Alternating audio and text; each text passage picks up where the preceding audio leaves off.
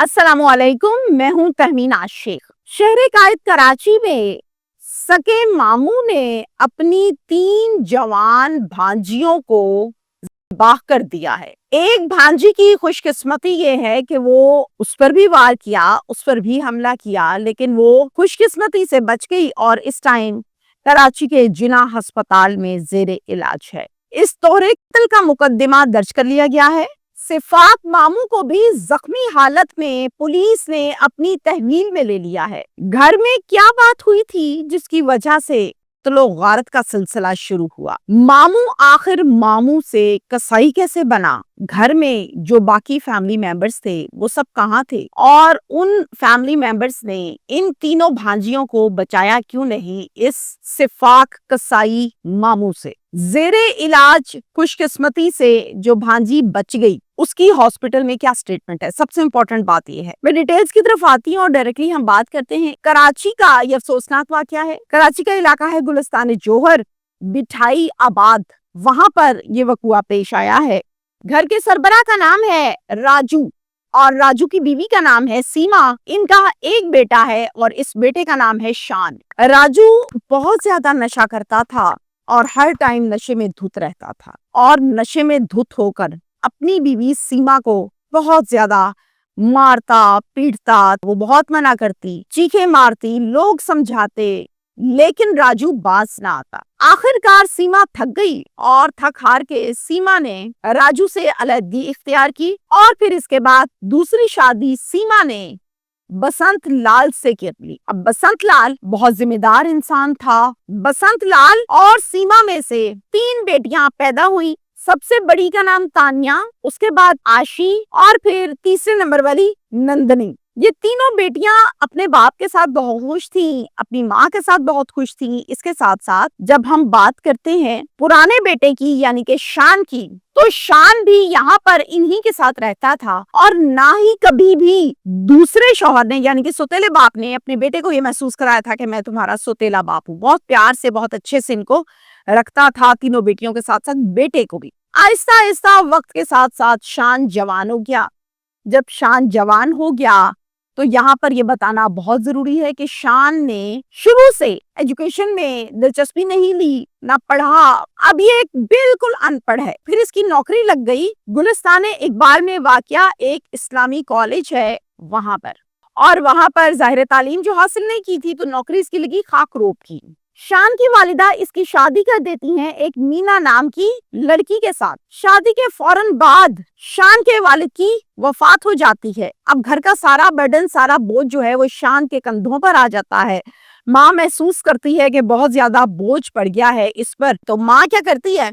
माँ भी इधर उधर कोई ना कोई छोटी मोटी मुलाजमत तलाश करना शुरू करती है और फिर आखिरकार माँ को एक बंगले में घरेलू मुलाजमा की नौकरी मिल जाती है और उसको शुरू कर देती है। अब यहाँ पर जो वकुआ हुआ मैं उसकी तरफ आने लगी हूँ, डिटेल्स आपको बताने लगी हूँ। आशी की उम्र है 23 साल, तान्या की उम्र है 22 साल और नंदनी सबसे छोटी है, इसकी उम्र है सिर्फ 16 साल। तीनों बहनें अभी अनमैरिड हैं। इनके सिर्फ और सिर्फ भाई की शादी अब तक हुई जो कि मैंने आपको बताई। शान की बीवी मीना, उसकी उम्र भी कोई ज्यादा नहीं है, वो भी सिर्फ 32 साल की है। यानी कि सब घर वाले जो हैं ये यंग है। 11 सितंबर को सुबह 11:30 पर मामू जो हैं उनका नाम है अजय राम। अजय राम जो है वो सीमा का भाई है, इन बच्चों का मामू लगता है। तो जनाब ये बहन के घर आता है तो जाहिर दरवाजा खटखटाता है। आपको याद रहे कि वालिदा और शान दोनों अपने अपने कामों पर है। घर पर सिर्फ और सिर्फ तीनों बेटियां हैं और कोई नहीं है। अंदर से आशी निकलती है और आकर दरवाजा खोलती है तो देखती है कि मामू आए हैं। मामू फौरन से घर के अंदर दाखिल होते हैं और दाखिल होते सार मामू के हाथ में एक बहुत ही तेज तरीन आला था। जैसे ही मामू अंदर दाखिल हुए उस तेज धार आले से वार किया। आशी को कुछ पता नहीं, उसको कर दिया, नीचे गिर गई।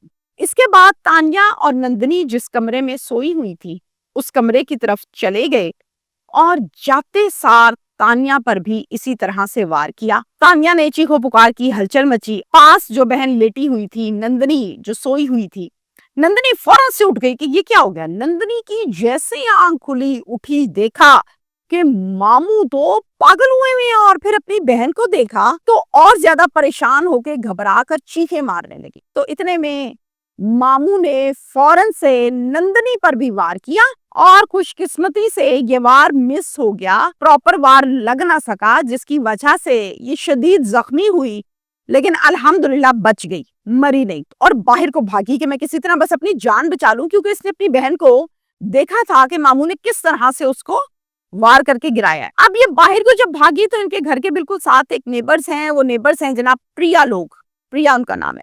प्रिया के पास भागी, उसके घर के अंदर घुसी और जाकर घबराई आवाज में, प्रिया प्रिया बात सुनो मेरी, मामू ने सब कुछ कर दिया, मैं बहुत मुश्किल से बची हूँ और हालत तो उसकी बुरी थी ही, वार तो उस पर भी हुआ था। फौरन से नंदनी के घर भागी प्रिया भी कि चलो मैं जाके सूरत हाल तो देखूं कि आखिर हो क्या गया अचानक से इनको। इतने में मामू ने शान की बीवी मीना को भी वार करके मार दिया था, वो भी जमीन पे गिरी हुई थी। अब प्रिया जो थी जरा बहादुर खातून थी, उसने क्या किया, उसने फौरन से आगे होके मामू को पकड़ना चाहा कि मैं इसको काबू कर लूं, ये तो पागल हो गया। तो इतने में मामू ने इस पे भी वार कर दिया और ये भी जमीन पर गिर गई। अब मोहल्लेदार सब चीखो पुकार हलचल सब सुनने के बाद इकट्ठे हो गए कि आखिर हो क्या गया है इनके घर में, मसला बन क्या गया है। जैसे ही मोहल्लेदार सब इकट्ठे हुए तो मामू को ये बात समझ आ गई कि अब मैं यहाँ से ना भाग सकता हूँ, ना बच सकता हूँ, ना अब मैं ये कह सकता हूँ कि मैंने नहीं किया, क्योंकि मुझे तो सबने देख लिया। अजय राम ने ये सब सोचने के बाद फ्यू सेकंड्स में, बड़ा तेज आदमी है, फौरन से अपने ऊपर भी वार कर लिया और फिर खुद भी जमीन पर गिर गया। लेकिन आपको यहाँ पर ये बताऊं कि अजय राम मरा नहीं, जख्मी शदीद हुआ। वहीं से मोहल्लेदारों ने 15 पर कॉल मिलाई और इसके साथ साथ शान को फौरन से कॉल मिलाई, वालिदा सीमा को फौरन से कॉल मिलाई और बताया कि आपके घर में ये कयामत आई हुई है। घर पहुंचे फटाफट, ये दोनों फौरन से घर आए, घर आकर सारी सूरत हाल देखी, इतने में पुलिस भी आ गई। अब जब पुलिस आई, पुलिस ने सारा वकुआ देखा, वकुआ देखने के बाद पुलिस ने इन बच्चों को अपनी तहवील में लिया और फौरन से जिना अस्पताल पोस्टमार्टम करवाने के लिए शिफ्ट किया। अजय राम और नंदनी दोनों की भी सांसें चल रही थी, शदीद मजरूब थे लेकिन जिंदा थे।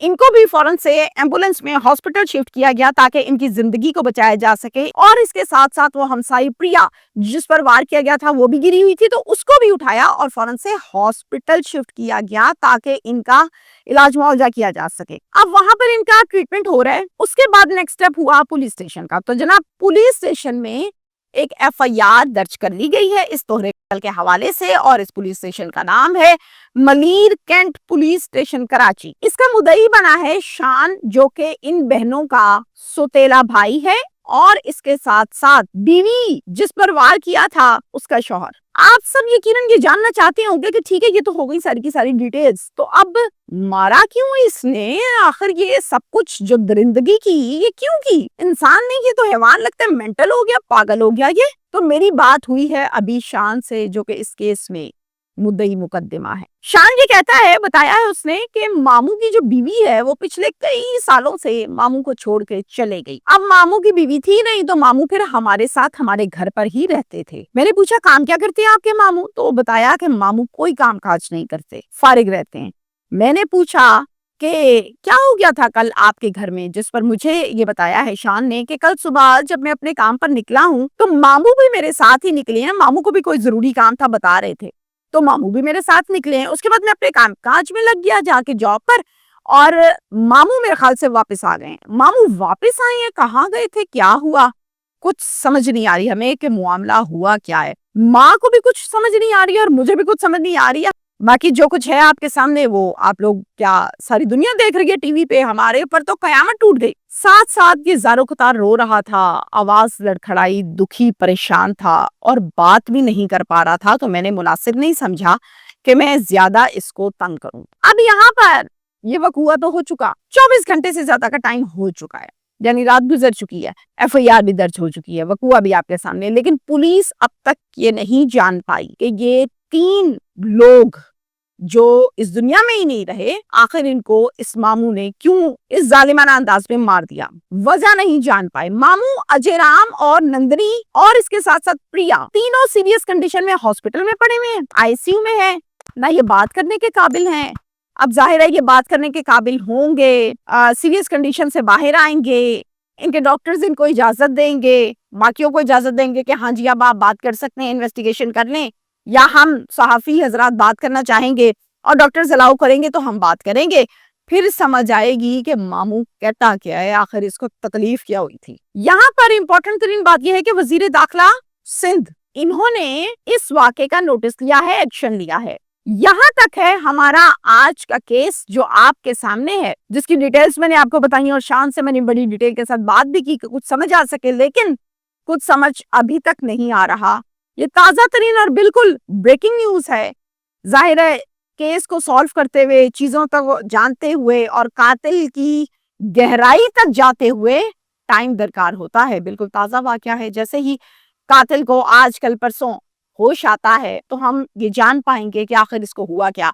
क्या जहां पर ये गया था वहां पर कहीं से लड़की आया है, या फिर इसके अलावा इस पर पता नहीं कौन सा शैतान या कौन सी इसके ऊपर ऐसी पावर आ गई थी कि ये मेंटल हो गया, इसको कोई समझ नहीं आई। और इसके साथ साथ शायद शुभा ये भी मैं जाहिर करती हूँ या मैं ऐसा भी कहती हूँ कि अपना घर इसका बसा नहीं है, चले गई थी 20 सालों पहले छोड़कर। शायद ये इस घर में रहता है, घरों में ऊंच नीच तो होती रहती है ना, छोटी हो बड़ी हर घर में हो जाती, हो सकता है ये भी रंजिश या हसद दिल में आया हो। अब क्या है वो ऑथेंटिक बात तो हम पुलिस से ही जानेंगे जब तफ्तीश कर लेंगे और मामून को बताएंगे। Thank you.